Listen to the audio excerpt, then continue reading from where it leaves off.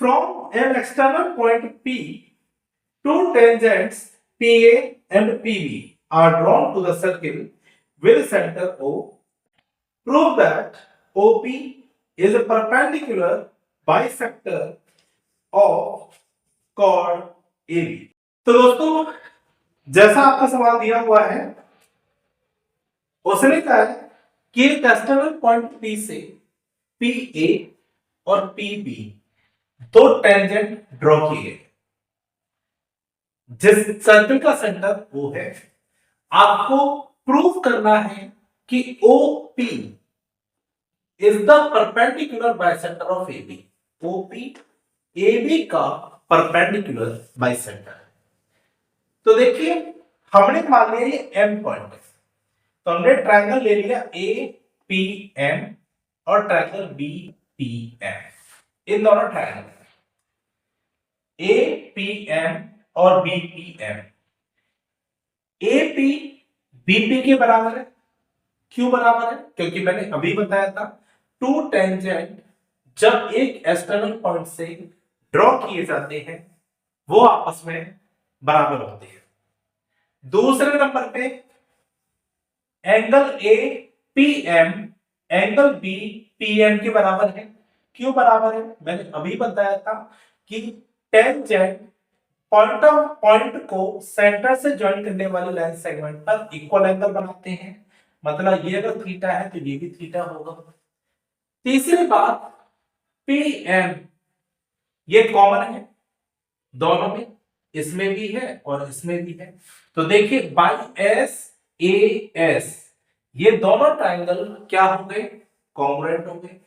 और अगर ये दोनों ट्रायंगल कॉन्ग्रुएंट हो गए तो इसका मतलब ये वाली साइड इस साइड के बराबर हो जाएगी by CPCD, corresponding part of congruent triangles. और ये एंगल इस एंगल के बराबर हो जाएगा बाई CPCD।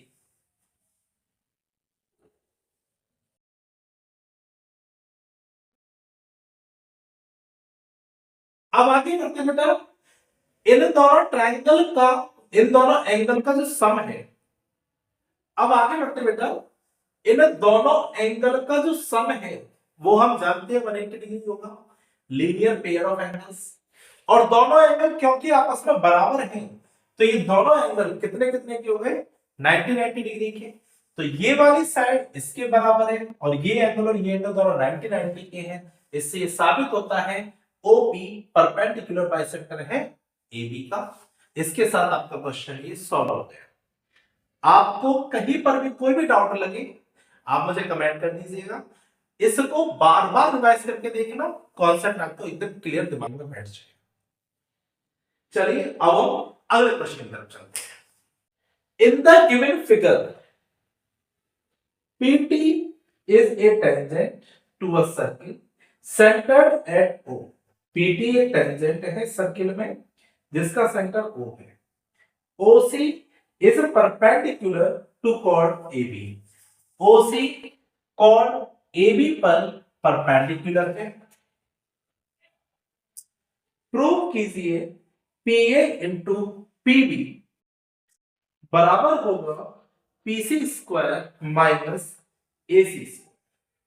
तो दोस्तों देखिए क्वेश्चन का में क्या दे रखा है कि PT एक टेंजेंट है, OC परपेंडिकुलर है AB पर।